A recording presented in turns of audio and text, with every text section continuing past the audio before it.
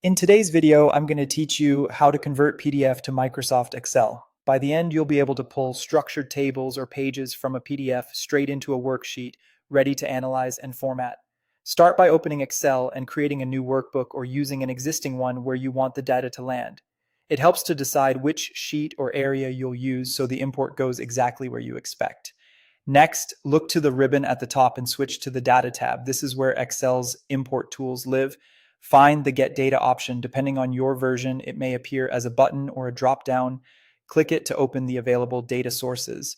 From the list of sources, choose PDF. If you're on a version where sources are grouped, it may appear under a From File section. The key is selecting PDF as your source.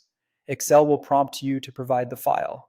Select Upload File, then browse to the PDF you want to convert. If possible, pick a PDF that contains clearly defined tables. These typically import much more cleanly than scanned images or highly formatted reports. Once you confirm your selection, Excel analyzes the document and prepares a preview. You'll now see the navigator window. On the left, you'll find a list of detected pages and tables. Click an item to preview it on the right. Take a moment to verify that headers, rows, and columns look correct. If your PDF has multiple tables, preview each one to find the best match. Choosing a table usually gives cleaner results than choosing a whole page, but pick whichever reflects the data you need. When you're satisfied with the preview, you have two choices.